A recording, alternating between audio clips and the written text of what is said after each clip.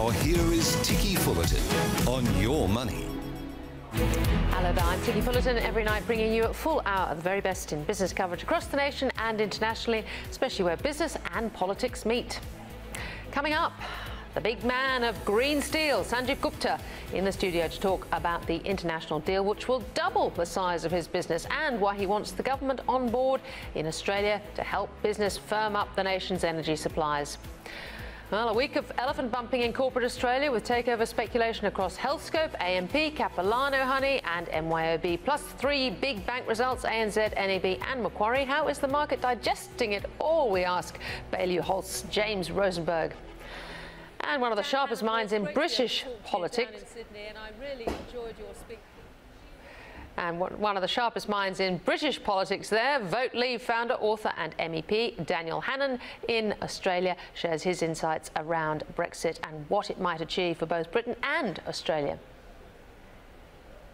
Well, first of all, an update on two big companies in a spot of bother at the moment. You may remember we spoke with Ralph Spate, global chief of carmaker Jaguar Land Rover, within the last fortnight while he was down in Sydney sponsoring the Invictus Games, which was a great thing. I did ask him then about the outlook for the business, particularly given the US-China trade tensions. So there must, if you are, let's say, at this kind of low point, better times will come, and we have wonderful brands, we have a wonderful product portfolio, and at the end of the day, these products will...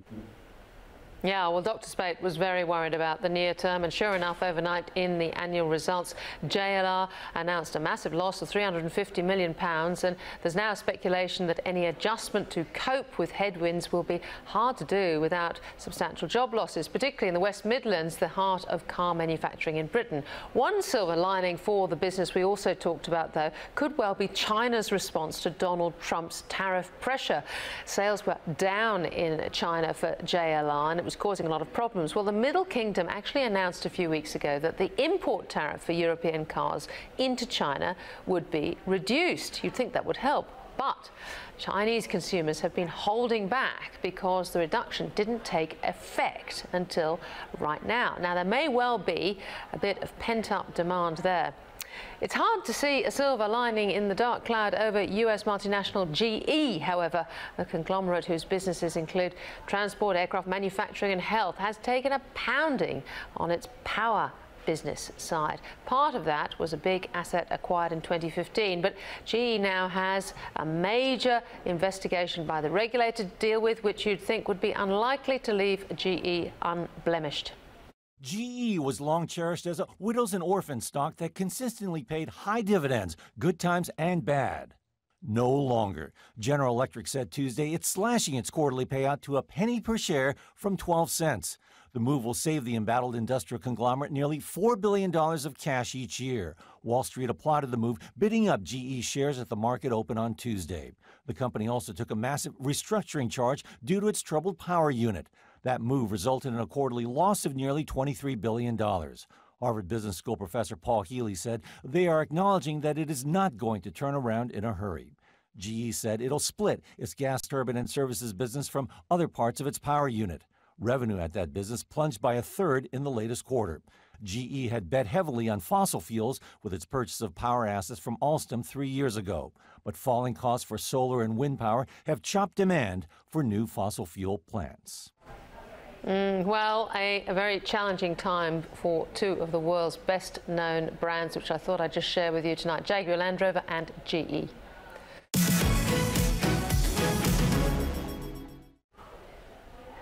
Right, well, let's kick off with some better news. For 2 years, one British billionaire businessman has decided to make Australia his home. That man is Sanjeev Gupta, and he's about halfway through the commitment, during which he is on a mission to rescue and turn around the Whyalla Steelworks in South Australia and make it a model example of his global green steel strategy, where firmed-up renewable energy powers his manufacturing empire. And that empire is growing. This month, Sanjeev Gupta announced a massive acquisition in Europe of Eastern European steel mills that giant manufacturer ArcelorMittal is having to shed as part of another deal. Now, once it happens, it will more than double the size of Mr. Gupta's GFG alliance. And that's where our conversation began today, just ahead of his trip back to Europe. Here's GFG Alliance Chairman Sanjeev Gupta. Sanjeev Gupta, it's great to see you in the studio. Now, you've announced this massive deal in Europe. I mean, it's going to double the size of the business. More than double, actually. So it's a very big step for us. Yeah.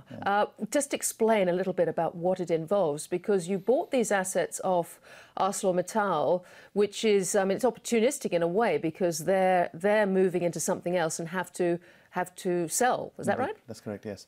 So they've acquired Ilva, which is the largest steel plant in Europe, and the competition board in Europe requires them to divest some of their assets. These are actually some of their lowest, most competitive assets in their portfolio.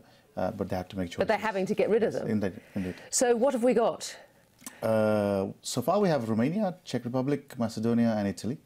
Upstream blast furnace operations in Romania and Czech Republic, and downstream operations in Italy and Macedonia. OK, so presumably the conditions upon which the deal rests are ArcelorMittal's deal going through? Yes. And then any other regulatory issues? No, actually, everything is done, if you like. It requires approval from the EU, so they have to ratify. The EU, yeah. They have the Commission, so they have to ratify the deal, which is ongoing, but it's supposed to be processed, so we're expecting. Now, I read somewhere that there was slight concern over unions who've written to the EU saying they're a bit, from the Czech Republic, saying they're a bit concerned about where they sit in all this and whether there's some sort of existing deal which shouldn't be happening with ArcelorMittal in terms of joined up. What can you clarify that for us? Yeah, I mean, I'm going to meet the unions, and it's natural when there's change of ownership. It's very natural for unions to feel a little insecure, and it's our job to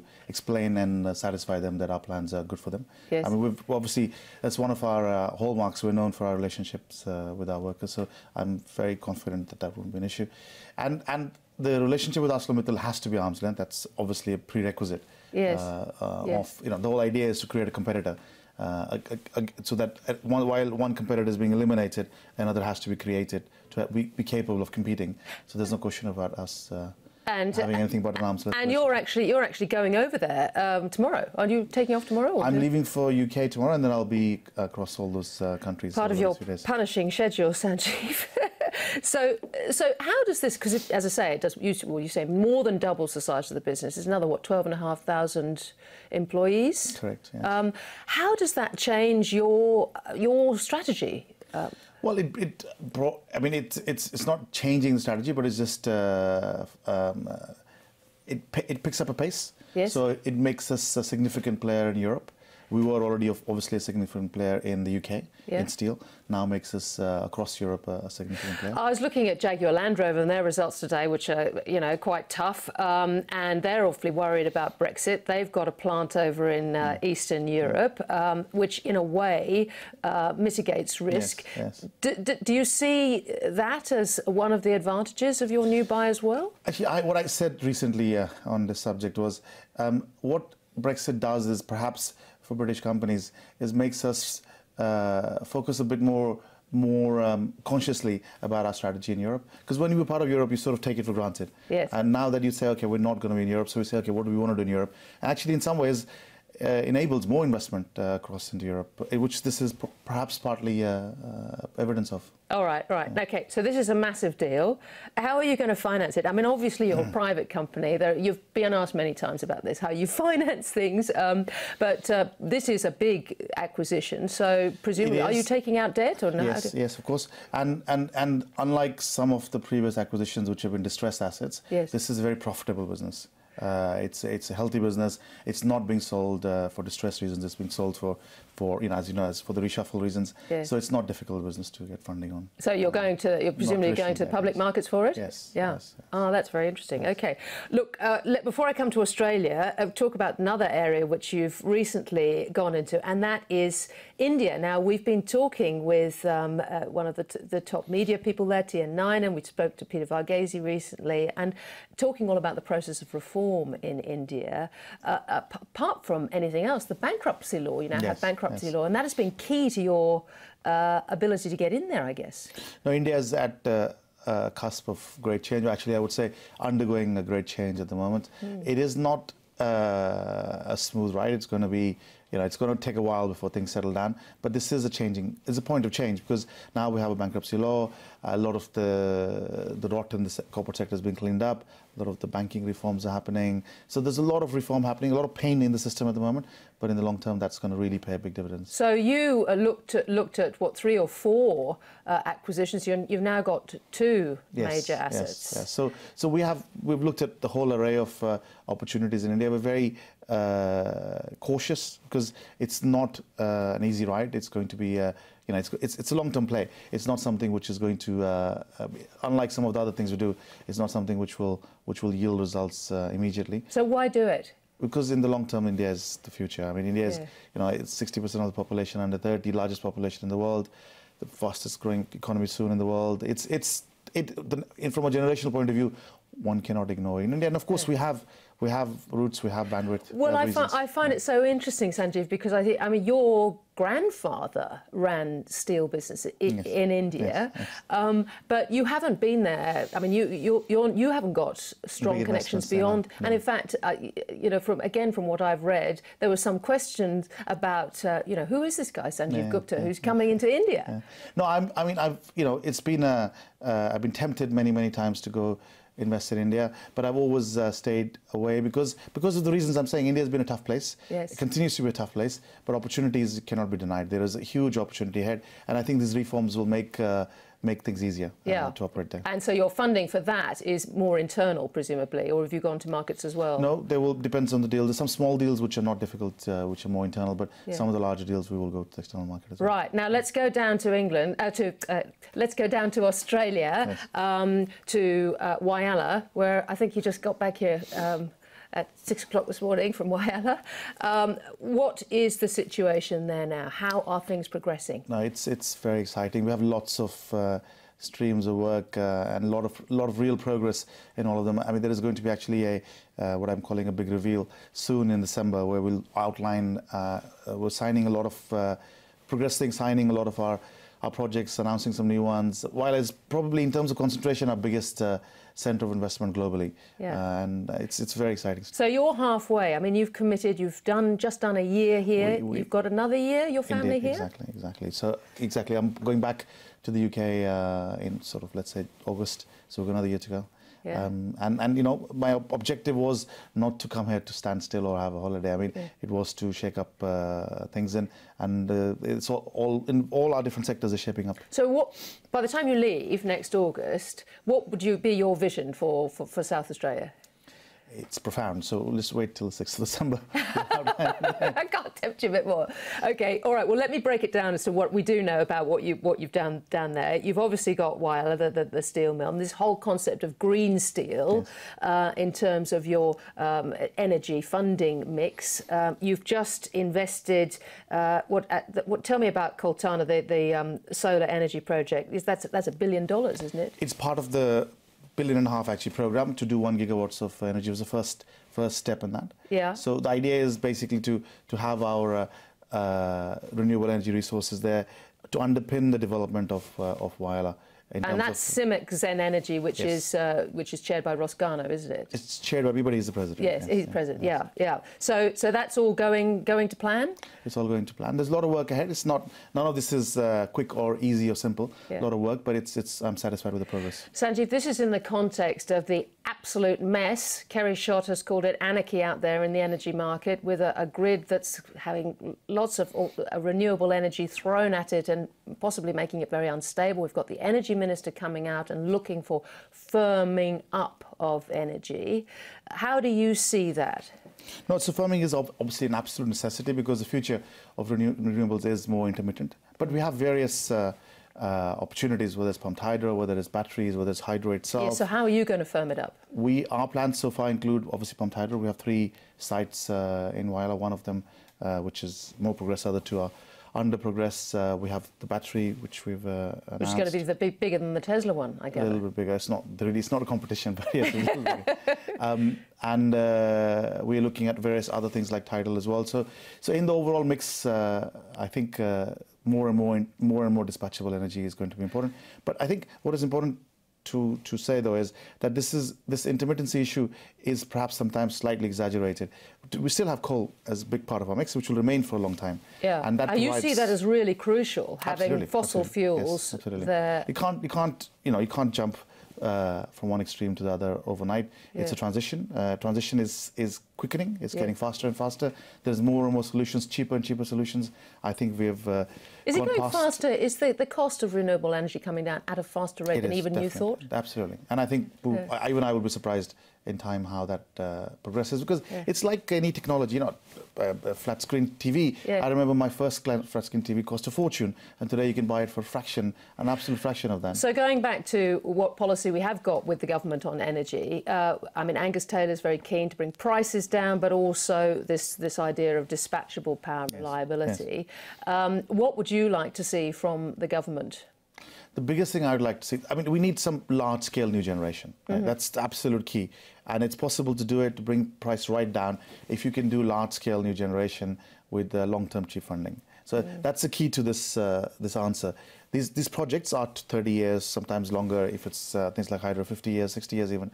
So they can't be done based on normal market rates or normal capital stacks. We need better solutions. So you approve of Rod Sims's recommendation, which I think Angus Taylor is going to take up, which is basically underwriting the firming up of energy. 1000%, because the market cannot, the customers can't take that long-term contracts. They're not going to. No, customers don't want to sign up to 20, 30 years. Yeah. So I mean, have you had direct discussions, because you're such a big player in this market? Direct discussions with the government about that for you? Absolutely. I mean, with states and with all the states which we're involved in, and the federal and they're government. open to it? Yeah, I think it's something which is progressing, but obviously the political turmoil doesn't help. But I think everybody, at least on that, is aligned. I don't think there's anybody who's saying that there is no need for large-scale new generation, and that needs to be funded in a way that it reduces the prices significantly. So everybody's aligned to that. So I think it will come. So Sanjeev, you're almost sort of operating independently down there. Really, you've always said, I'm just cutting through regardless of what's going on around me. Yes, it's just we can do more. And more profoundly if we get support, things like this. But if not, we'll continue to do what we're doing anyway. How do you think the other manufacturers around Australia are going to go in this current market? I mean, there's been some real squeals, hasn't there? Yeah, I mean, the thing is, our fortunate position is that we have energy is an important part of our business. Energy-consuming industries like steel, like aluminium, are an important part of our business. So we can play chess on both sides of the table, if you like, which is a real advantage, because we're the consumer and the generator. Which is a privilege, which allows us to do things more profoundly. Now, you've doubled the size of your business. You've got even more places around the world to go and visit. You must pass yourself in the air. How many more Sanjeev Guptas do we need to run this thing? No, it's a privileged time for us. We're working very hard. The group is growing quickly, but it's the opportunity is there. There are issues to solve, and we have the fortunate position that we can do so. So we're very proud. You're happy with regulators around the world with all these deals that are going on. We've had great support from all the governments, all the regulators. And I'm hoping that will continue. Sanjeev Gupta, it's great to have you in and talk to you. Thank you so much, and all the best. Thank you. After the break, talking Brexit and UK politics with one of the founding members of Vote Leave, Dan Hannan. You're watching Ticky on Your Money. Now, back to Ticky. Welcome back. The Bank of England governor has sent yet another shot over the bows with a new warning around a hard Brexit. All sorts of things could go wrong, of course, but if inflation took off, Mark Carney says the bank would probably need to put up interest rates. It's just the latest scare around Brexit consequences. I don't think the governor was really very keen on Brexit. As it happens, one of the founding members of Vote Leave, the pro-Brexit movement during the referendum in 2016, is in Australia. Dan Hannan. Mr. Hannan is a member of the European Parliament, an MEP for South East England, and he is out here as a guest at the Independent Studies Centre. I spoke with him from the Sydney CBD studio a short time ago.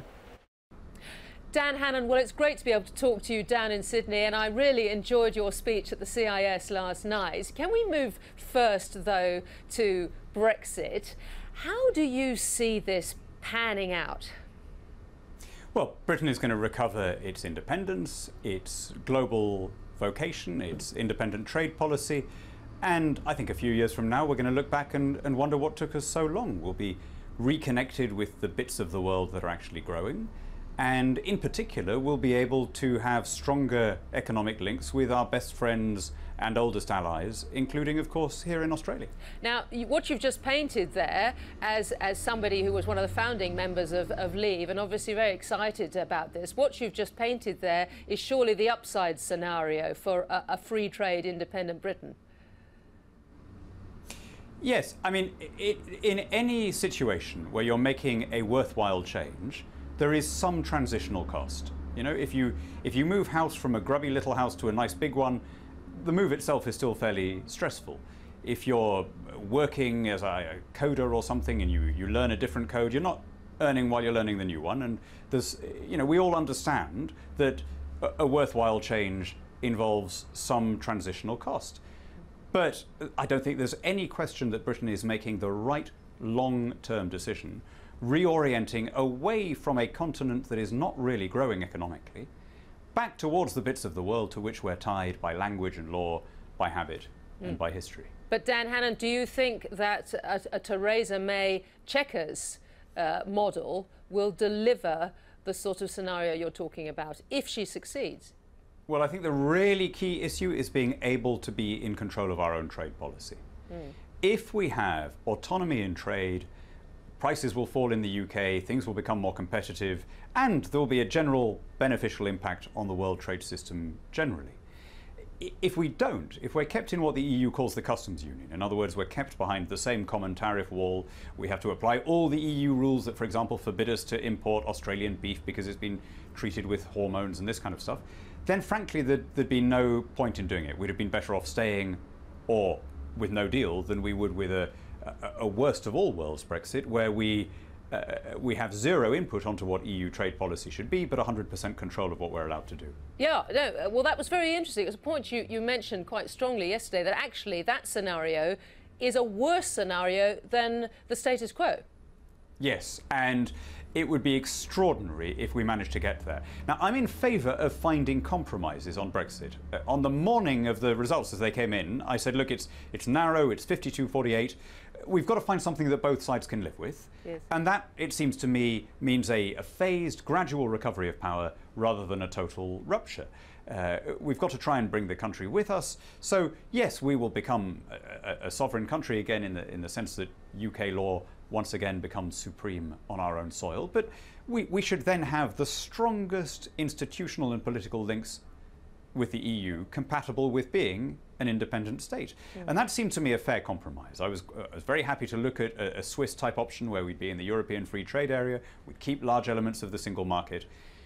But we're not pursuing that option. We're doing the worst possible thing, which is to keep the customs union but leave the single market. And no one from first principles would have argued that. And it would be a real indictment of our political system if, for reasons of kind of partisanship and scoring points off the other tribe and so on, we ended up getting a position that was worse than either where we were before or where we could be if we left properly. So you speak 3 languages, you've spent a bit of time in Brussels yourself, you're an MEP, you must know those, on the continent very well.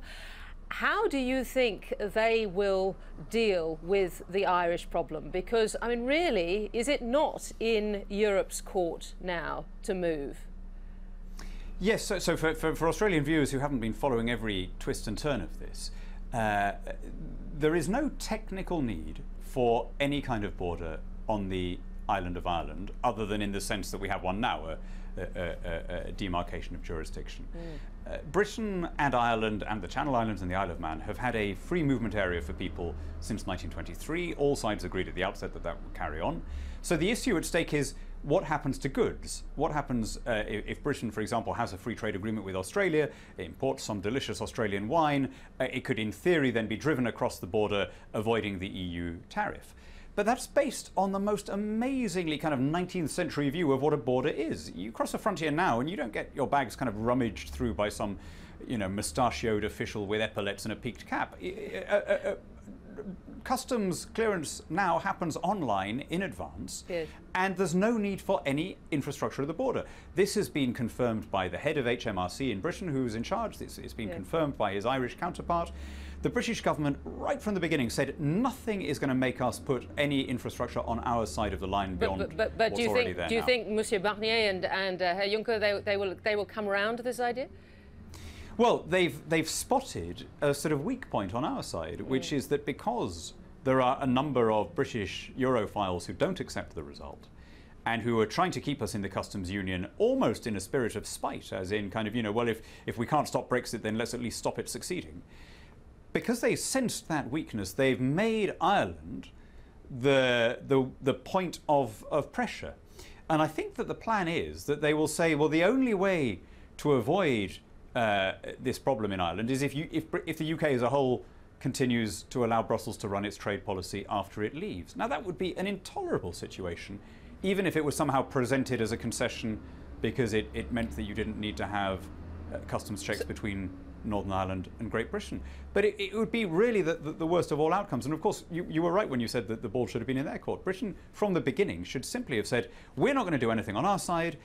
If you want to avoid any need for physical infrastructure on your side, yes, then we are going to work with you on any reasonable proposal. We suggest a comprehensive free trade agreement based on mutual recognition. Boom. So when I spoke to Lord Hague recently, he put the chances of a Brexit being agreed and it going through the British Parliament at about just only 50%. I see Mark Carney, the Governor of the Bank of England, overnight is now saying that if we have a hard Brexit, that he's very worried about what might happen, and indeed it could, one of the scenarios is that it could lead to higher inflation, and he'd have to put up, he's warning he might have to put up rates, which would seem to me to be the last thing that you'd need in this period of transition you spoke about at the beginning of our interview. Well, you know, I'm one of those very dry Austrian economists, and I think that in general interest rates are too low, and that doesn't seem to me a particular threat. But just bear in mind that the Treasury has been absolutely comprehensively wrong in all of the predictions that it has made so far about the impact of the vote. According to Treasury figures, 2 years after the vote, i.e. now, unemployment would, in a best case scenario, have risen by 500,000, in a worst case scenario by 830,000. What's actually happened? It's fallen by 500,000. There are more people in work than ever before in British history. So you have to look at the predictions coming out of this, yes, this body and say, are they really dispassionate? Are they really disinterested? Or are they not emotionally invested in a particular outcome? And when they then make exactly the same predictions, using exactly the same failed logic, I think we need to take it with a handful of salt. Yeah. I said earlier, there may be some short-term disruption if we leave. I think most people who voted leave factored that in when they were voting. But there is absolutely no doubt in my mind that we will look back in 5 or 10 years' time and say this was the right decision to have made. Is there a scenario, Dan Hannan, where everything does get bizarrely kicked down the road to a time, in other words, the March deadline gets delayed, perhaps even beyond the next European Parliament vote? And were that to happen, how many leavers would there end up being as MEPs? It's very difficult to see that happening, but you never know. I mean, the reality is neither Chamber of Parliament has really accepted the legitimacy of the referendum result. They've both been working to undermine it, so anything is possible.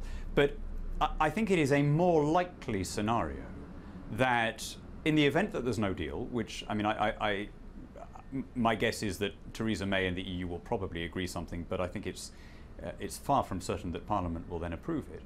But if there is no deal, I don't think there'll be chaos. I think there'll be some short-term disruption in some limited areas, but we will find workaround schemes and ways of rolling over existing arrangements until a more serious long-term solution is found. And the idea that, you know, Britain, the 5th biggest economy in the world, the 4th military power in the world, would be unable to survive simply because it lost some elements of privileged export to a declining part of its market is just preposterous. Yes. You know, we're a global trading country, and if the EU decides deliberately to wound itself by restricting the flow in cross-channel trade, well, there are other markets. Finally, do you see a risk of a vote of no confidence in Theresa May's government, and what sort of scenario could that deliver in terms of possibly a Corbyn government instead?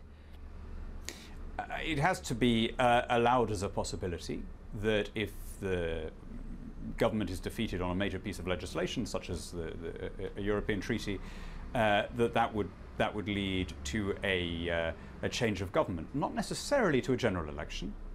It may be that a different administration could be put together within the existing parliament. Remember that under our new rules, you need 2/3 of MPs to vote for an early dissolution, and that's quite a high threshold. But I mean, look, my preferred scenario, just to be absolutely clear about this, is that we find an equitable deal with our European friends. These countries are our allies. We have an interest in their long-term prosperity. We don't want to leave in an acrimonious way. We would much rather preserve the successful Western alliance, which has served to keep Europe prosperous and free. But there are things that no country can sign up to, and asking us, having left the European Union, to carry on with all the obligations as if we were still members, but with no votes, no veto, no voice, that is intolerable. And I don't see how any self-respecting British MP could vote for it. Dan Hannan, thank you very much for your views. Great to talk to you. Thank you. Dan Hannan there, out with Tom Switzer's CIS.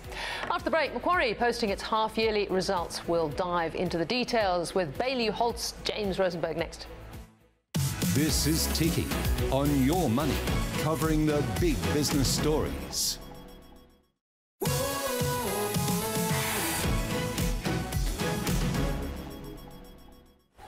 Yes, welcome back. Well, let's go to markets and corporate activity. Macquarie Group upping its earnings outlook after a 5% rise in first half profit to $1.3 billion, with overseas income making up almost 70% of earnings these days. The result boosted by a solid performance in its commodities, markets and capital divisions. To the outlook, and Macquarie expects full year 19 results to be up 10% on last year, subject to market conditions and foreign exchange. The investment bank declaring an interim dividend of $2.15 a share, up 10 cents from last year. So happy times at Macquarie Bank under the new chief, Shamara Wickramanayake. And for more on those results, recapping other big market moves as well, pleased to welcome James Rosenberg from Bailey Holst. James, thank you for coming all the way in on a Friday afternoon. Pleasure, Ticky. Now, can I just ask you about Macquarie first? They can do no wrong at the moment. They really can't. They've had a fantastic run, and they've really shown that they deserve the premium they get. They've been trading for quite a while at a pretty big premium to their global peers. There's really no exact peer, so it's a little bit hard to work out. Well, it's not like, even though they're sort of the fifth pillar, aren't they? You can't compare them to the big banks. We're going the other direction. Well, fifth pillar is a bad word because of the one that was named as the possible fifth pillar. Oh, well, that's right. But, yes. But comparing to some of the similar overseas investment banks, they're very different beast. Hugely successful, and part of that is their ability to continue to transform over all sorts of economic cycles and different opportunities. They've been very successful at that. As you mentioned, the markets facing businesses, commodities and Macquarie Capital, absolutely on fire. Somewhat surprisingly, the annuities business was maybe a little bit weaker if you had to nitpick, but overall almost 4% rise in the stock, and well deserved. Okay, now the fact that Nicholas Moore's stepping down, also Mr. Brazel, the brains, so-called brains, stepping down as well, which is a bit of a surprise for the market. How does that leave things? Is there any concern at all? I noticed there's one piece on it. I don't think so.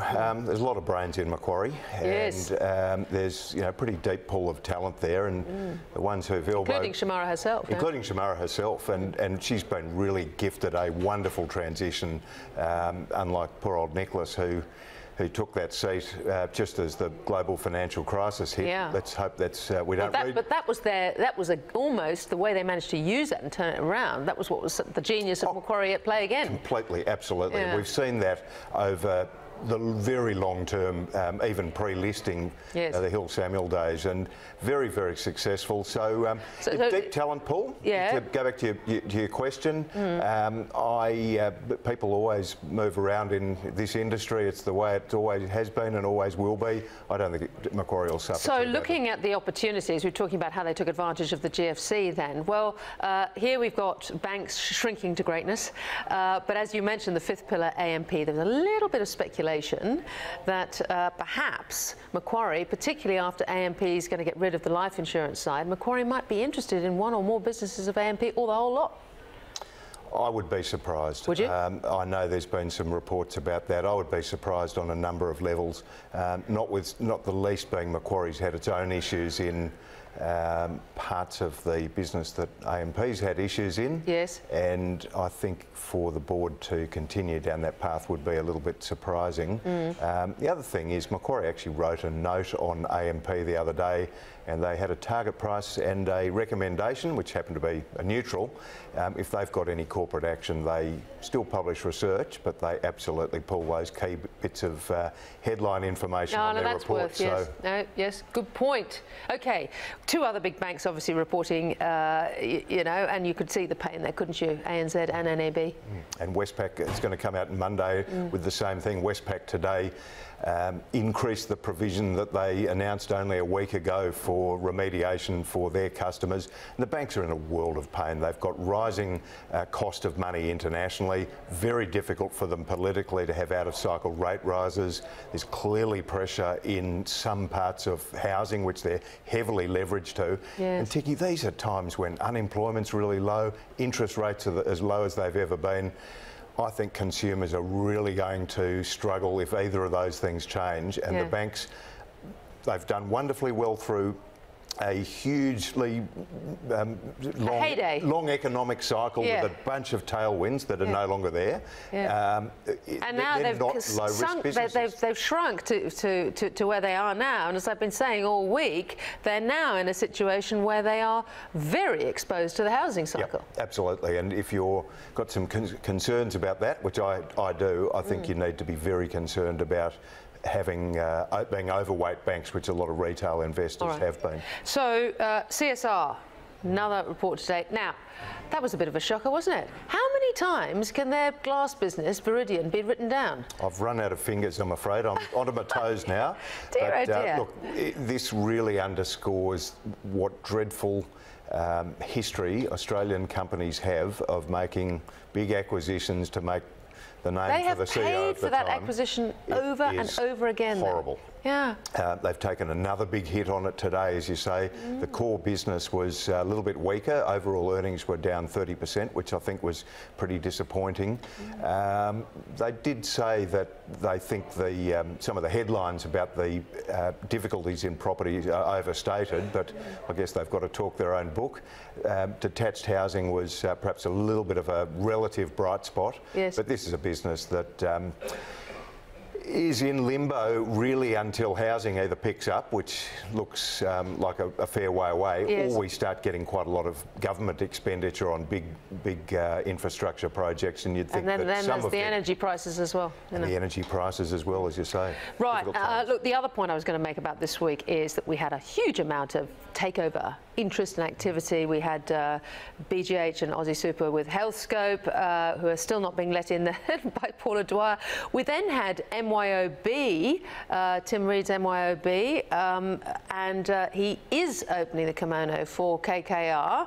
That's interesting. I think he's worked under that scenario before, hasn't he? I think there's been at least one other time that they've had their kimono looked at. It's that sort of iteration. So that is a work in progress, one would think, although they've said no, they're not. That doesn't mean to say it's a done deal or anything. And Capilano Honey, Albert Say, looks like he's really interested. It really is, and that bid's been, I don't want to say sweetened, but for... Oh, yes, you can. It's Friday. I can't think of anything else. Okay. But there's that bid's been improved a little bit. Yes. The big spanner in the works, and the thing that nobody knows, is what Bega will do. So Bega's taken a while ago a 15% stake, either a blocking stake for a full takeover, or perhaps the springboard to make a tilt. I think there's a bit more to play in that one. All right. Well, James Rosenberg, as I said, terrific to have you in. Thank you so much for all of that. Pleasure. Should just mention the PRRT, the government has actually decided it's going to put it up, so it's affecting just a little bit those energy companies. I think they want to extract about $6 billion over 10 years. That'll be interesting next week. Right. After the break, what to expect from the upcoming dramas of the US midterm elections. Former White House advisor Ed Blakely next.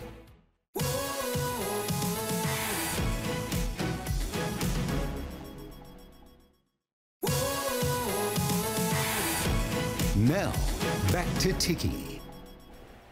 Welcome back. Well, market volatility was the name of the game for October, wasn't it? Though US markets calmed this week. US President Donald Trump said talks with China on trade are going well, giving equity markets a further boost. But some see it as nothing more than a well-timed tweet ahead of the midterm elections, which could inspire even more volatility. With the midterms just days away, Donald Trump is upping the ante on immigration, unleashing an alarming video. He's suggesting people who want to claim asylum will also only be able to do so through a legal port of entry. This endemic abuse of the asylum system makes a mockery of our immigration system, displacing legitimate asylum seekers, and there are legitimate asylum seekers, while rewarding those who abuse or defraud our system, which is almost everybody. And the talk is getting tougher. They want to throw rocks at our military fights back. We're going to consider it, and I told them, consider it a rifle. As he tried to energize the anxious in America, another household name was in Georgia, Oprah, trying to excite the often apathetic. I'm here today because of Stacey Abrams. If elected, Stacey Abrams would be the first black woman governor in the US, but her tight battle with Republican Brian Kemp has been dogged with allegations of voter suppression. I'm here today because of the men and because of the women who were lynched, who were humiliated, who were discriminated against, who were suppressed, who were repressed and oppressed for the right for the equality at the polls, and I refuse to let their sacrifices be in vain. For Abrams, getting suburban and black voters to the polls is key. Oprah's remedy, a traditional door knock. Hi, Denise. Hi, Oprah. How are you? I'm wonderful. How are you? Good. But is celebrity firepower enough these days? She moves people. Like she said, she's earned her right to be who she is, to make her own decisions, and she's made a mark in this world. If you opened your door and you saw Oprah Winfrey at your door, who wouldn't, take her advice and go vote? Thank you. Some Democrats still dare to dream of Oprah 2020, but the White House already has a big TV star, and few seem ready to fight him for airtime. Cordelia Lynch, Sky News, Atlanta, Georgia. Yes, the midterms are upon us, November 6th. There's been a record amount of pre-poll voting. Donald Trump's rallying campaign continues, but not necessarily to good effect, we hear. And another huge brand personalities you've just seen has emerged in Oprah Winfrey, out backing the first African-American female governor. Well, for his take in the final lead-up, Professor Ed Blakely, former White House and advisor and now commentator.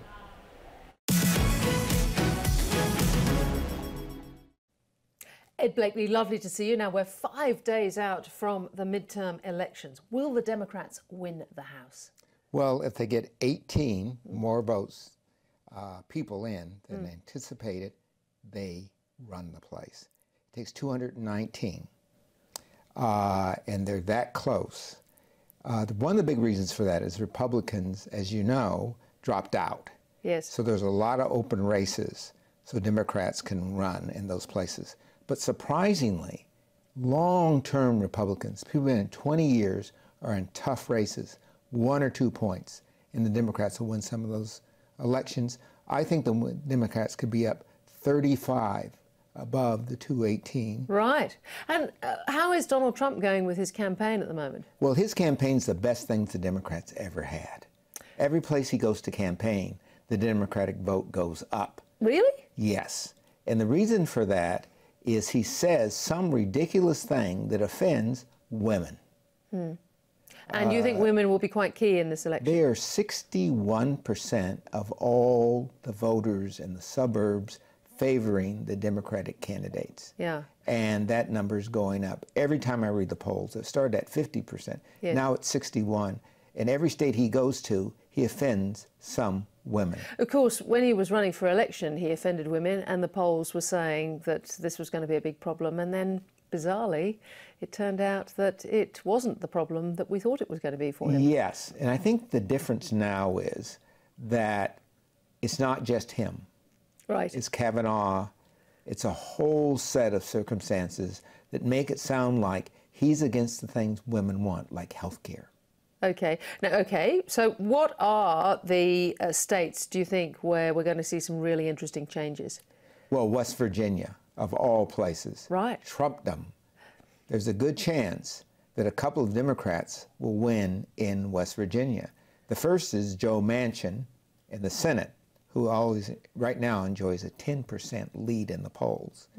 And the second one is a former naval Marine who's running against a very rich woman saying, I'm the West Virginian, and he's looking very good. Okay. Now, what about Beto O'Rourke? We've been talking about him before in Texas. He's the Democrat choice, this sort of Kennedy-esque sort of look up against Ted Cruz. Now, I gather he was also sent a pipe bomb in that recent, or there was suggestions that he was on the he was on the list. He was on the list.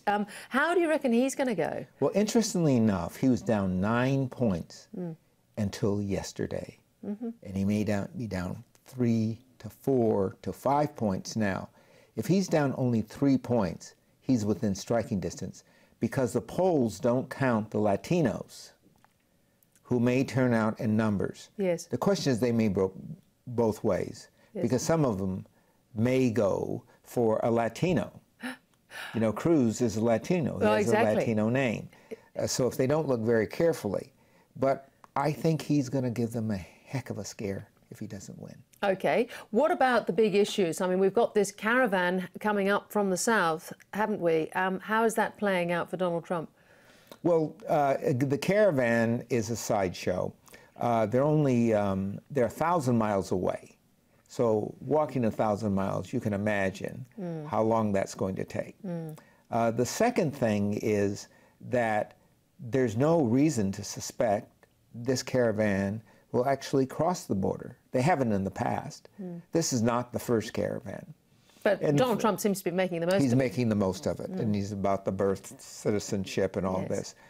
The more he throws this out, the sillier it sounds. So that is buttressing Democratic votes. The Democrats are very clever here. They say we are for tough borders, but we're also for human beings. It's a good play. Okay. All right. Well, you're very optimistic, I think, about the House. That's one thing. What about the Senate? That's 51-49, but the Democrats have more seats to defend, don't they? They do. They do. They have 5 seats they have to defend, and it's going to be very tough. North Dakota's already gone. Heller, she's gone. And everyone thought it was because of her vote on the Supreme Court Justice Kavanaugh. Yes. But she was gone before that. The tough races for the Senate are Missouri, where McCaskill is virtually tied with Hawes. And that's one where the president doesn't want to go in because he might upset the people there. Yeah. Arizona, which for the first time in about 30 years might elect a Democrat, Seema. And she's doing very well. And the reason she is because the president came to Arizona. Okay, to go back to your original point. Yes. So the other issue that I thought was quite interesting, obviously the role of women. The African-American vote seems to be very interesting this time as well. Yes, and there's some really good reasons for that. One, there are 2 African-Americans running for governorships that might win.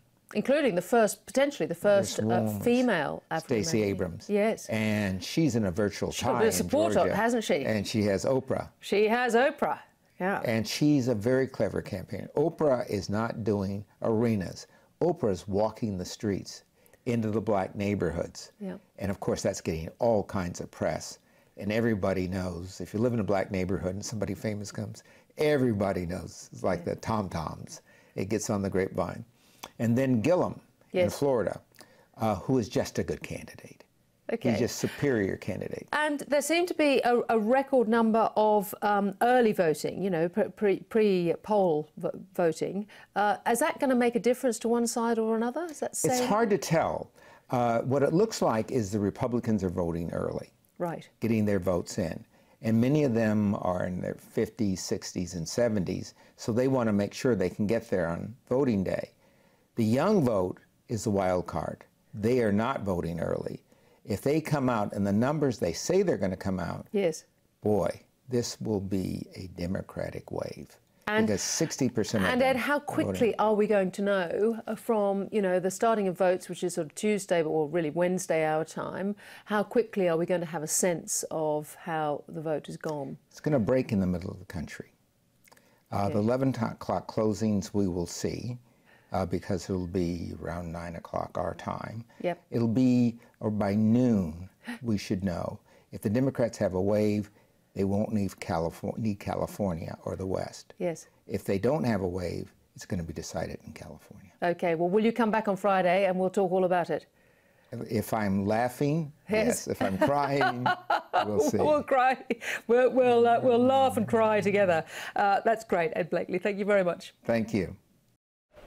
And that's all for the show tonight. I'm Ticky Fullerton. See you at Monday at 5 p.m. on Your Money Channel 95, or tonight on Catch Up at 8 p.m. on Foxtel's channel 604. Thanks for your company.